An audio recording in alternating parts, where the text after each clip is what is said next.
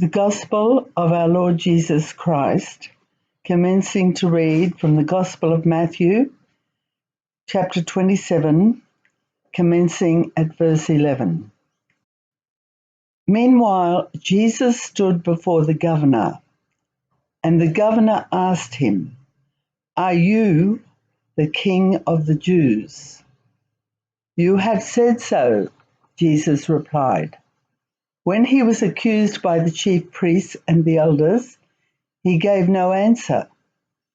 Then Pilate asked him, "Don't you hear the testimony they are bringing against you?" But Jesus made no reply, not even to a single charge, to the great amazement of the governor. Now it was the governor's custom at the festival to release a prisoner chosen by the crowd. At that time, they had a well-known prisoner whose name was Jesus Barabbas. So when the crowd had gathered, Pilate asked them, "Which one do you want me to release to you? Jesus Barabbas or Jesus who is called the Messiah?" For he knew it was out of self-interest that they had handed Jesus over to him. While Pilate was sitting on the judge's seat, his wife sent this message, "Don't have anything to do with that innocent man, for I have suffered a great deal today in a dream because of him." But the chief priests and the elders persuaded the crowd to ask for Barabbas and to have Jesus executed. "Which of the two do you want me to release to you?" asked the governor. "Barabbas," they answered. "What shall I do then with Jesus, who is called the Messiah?" Pilate asked. They all answered, "Crucify him." "Why? What crime has he committed?" asked Pilate. But they shouted all the louder, "Crucify him!" When Pilate saw that he was getting nowhere, but that instead an uproar was starting, he took water and washed his hands in front of the crowd. "I am innocent of this man's blood," he said. "It is your responsibility." All the people answered, "His blood is on us and on our children." Then he released Barabbas to them, but he had Jesus flogged and handed him over to be crucified. Then the governor's soldiers took Jesus into the praetorium and gathered the whole company of soldiers around him. They stripped him and put a scarlet robe on him, and then twisted together a crown of thorns and set it on his head. They put a staff in his right hand. Then they knelt in front of him and mocked him. "Hail, King of the Jews," they said. They spit on him and took the staff and struck him on the head again and again. After they had mocked him, they took off the robe and put his own clothes on him. Then they led him away to crucify him. As they were going out, they met a man from Cyrene named Simon, and they forced him to carry the cross. They came to a place called Golgotha, which means the place of the skull. There they offered Jesus wine to drink, mixed with gall. But after tasting it, he refused to drink it. When they had crucified him, they divided up his clothes by casting lots, and sitting down they kept watch over him there. Above his head they placed the written charge against him, "This is Jesus, the King of the Jews." 2 rebels were crucified with him, one on his right and one on his left. Those who passed by hurled insults at him, shaking their heads and saying, "You who are going to destroy the temple and build it in 3 days, save yourself. Come down from the cross if you are the Son of God." In the same way, the chief priests, the teachers of the law, and the elders mocked him. "He saved others," they said, "but he can't save himself. He's the King of Israel. Let him come down now from the cross, and we will believe in him. He trusts in God. Let God rescue him now if he wants him, for he said, 'I am the Son of God.'" In the same way, the rebels who were crucified with him also heaped insults on him. From noon until 3 in the afternoon, darkness came over all the land. About 3 in the afternoon, Jesus cried out in a loud voice, "Eli, Eli, lema sabachthani," which means, my God, why have you forsaken me?" When some of those standing there heard this, they said, "He's calling Elijah." Immediately one of them ran and got a sponge. He filled it with wine, vinegar, put it on a staff, and offered it to Jesus to drink. The rest said, "Now leave him alone. Let's see if Elijah comes to save him." And when Jesus had cried out again in a loud voice, he gave up his spirit.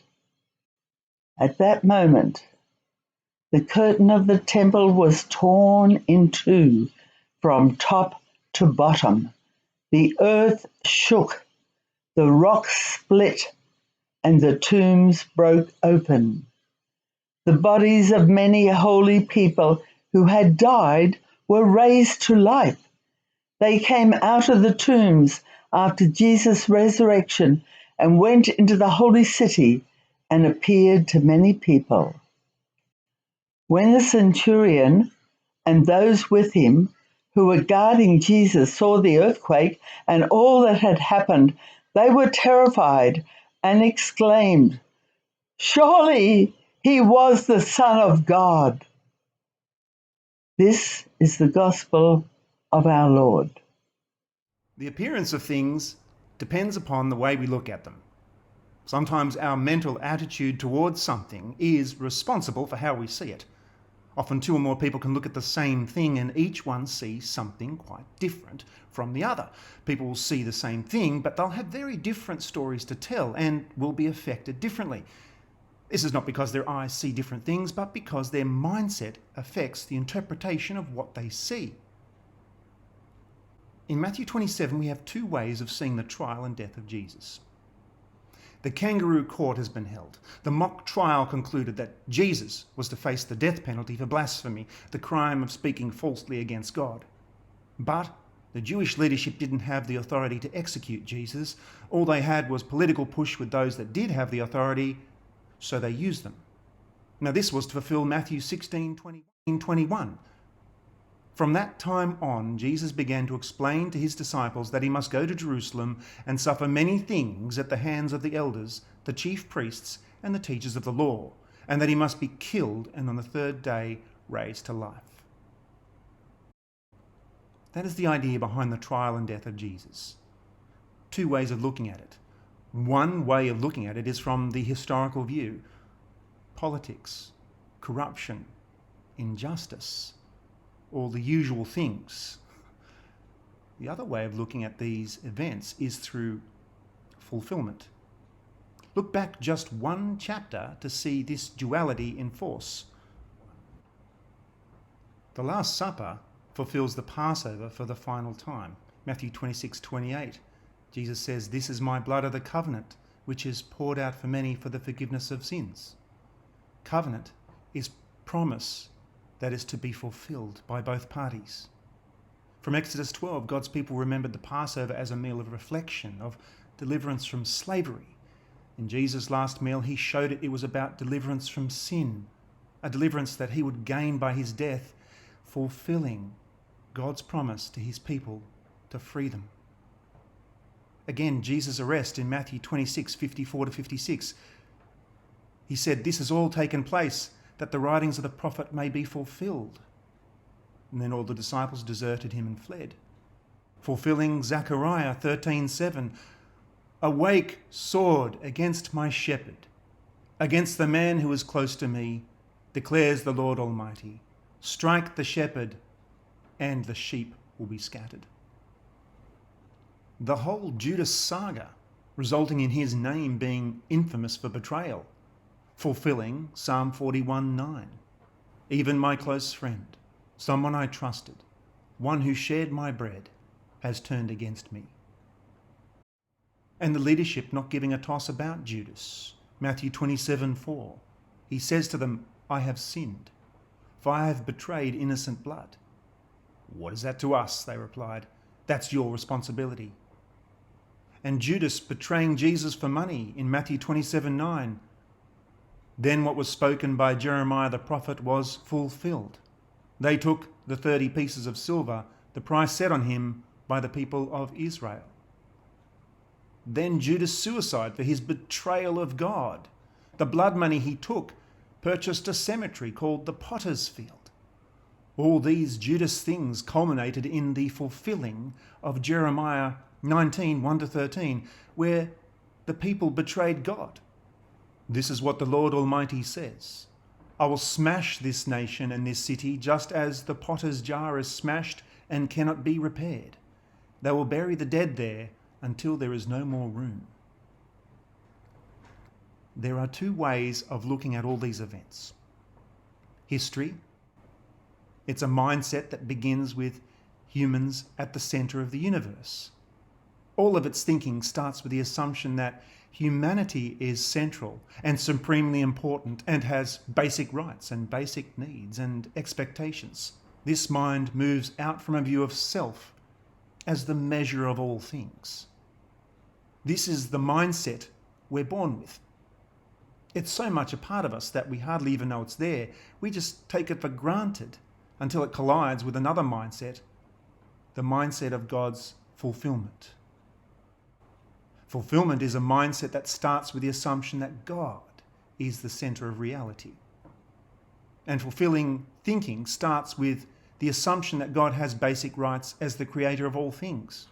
He has goals that fit with his nature and perfect character.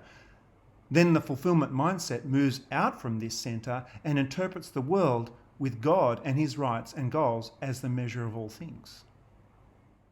There are two ways of looking at all these events. And to be honest, the fulfilment view is hard to see. We can look at the account of Jesus in Matthew 27 all the way to verse 50 with an historical mindset. From Matthew 27:12, where the governor asked him, "Are you the king of the Jews?" to the freeing of Barabbas and sentencing of Jesus. Matthew 27:24, Pilate took water and washed his hands in front of the crowd. "I am innocent of this man's blood," he said. "It is your responsibility." And on to the soldiers' treatment of Jesus. Matthew 27:29 to 30. They knelt in front of him and mocked him. "Hail, King of the Jews," they said, and they spat on him, took a staff and struck him on the head again and again. Finally, the execution. Matthew 27:33 to 35. They came to a place called Golgotha, which means the place of the skull. When they had crucified him, they divided up his clothes by casting lots. This is the historical account, a gripping story of politics, corruption, and injustice. But more than that, our emotions are engaged. The humiliation of Jesus strikes us. Matthew 27:38 to 40. 2 rebels were crucified with him, one on his right and one on his left, and those who passed by hurled insults at him, shaking their heads. And the gloating of the corrupt leadership that manipulated this plot. Matthew 27:42 to 44. He saved others, but he can't save himself. Let him come down from the cross and we'll believe in him. But these things are also historical. do not let the historical human-centered mindset influence how God-centered the death of Jesus is. The last chapter gave us so much fulfilment. It doesn't stop with the death of Judas, though. We get hints of it even in the intrigue of this story. Matthew 27:19, Pilate's wife sent him this message: "Don't have anything to do with that innocent man, for I have suffered a great deal today in a dream because of him." Matthew 27:25, all the people answered, "His blood is on us and our children." Matthew 27:40, "You who are going to destroy the temple and build it in 3 days, save yourself. Come down from the cross if you are the Son of God." And Matthew 27:44, "He trusts in God?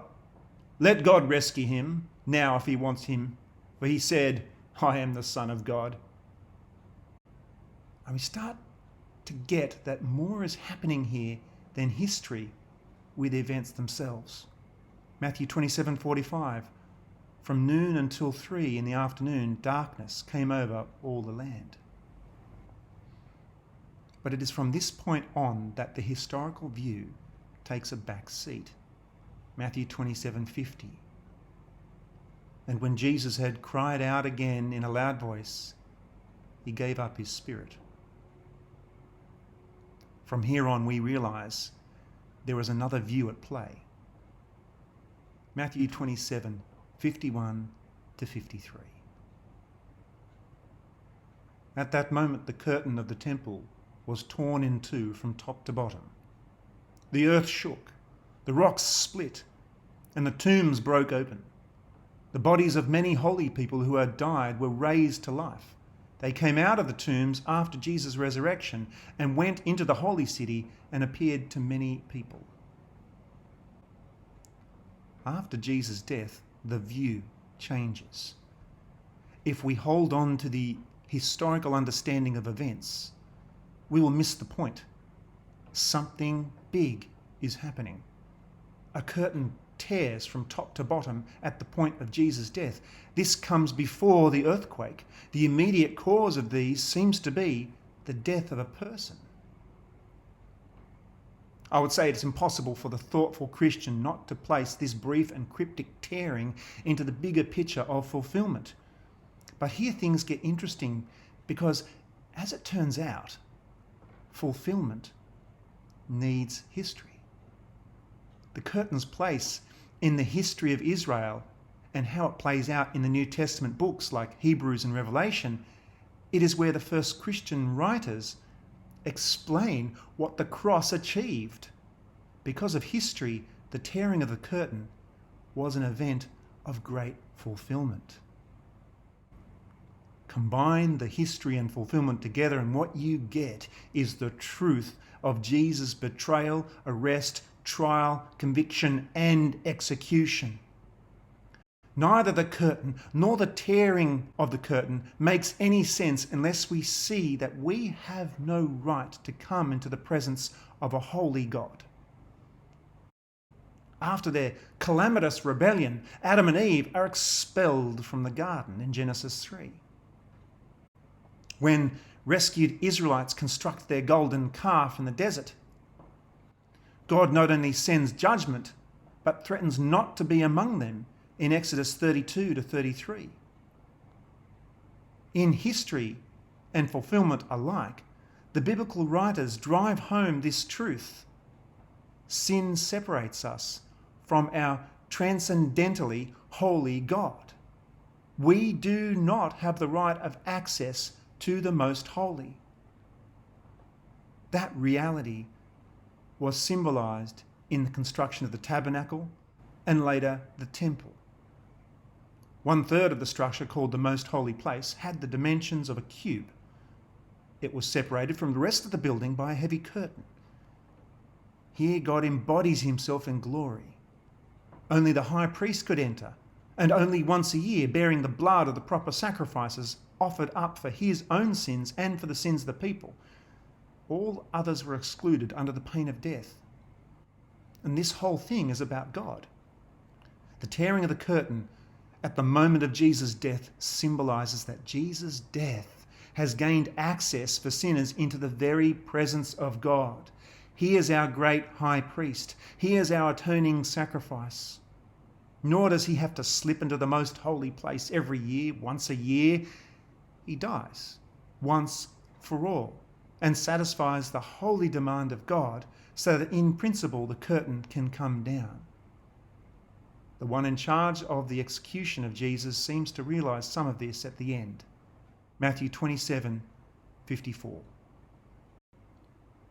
When the centurion and all those with him who were guarding Jesus saw the earthquake and all that had happened, they were terrified and exclaimed, "Surely he was the Son of God." At the moment of the death of Jesus, God is among God's people. God embodies himself with us, and Jesus is the new temple where people meet God. The history of God's people and God's temple and Jesus' death are all entwined in fulfilment.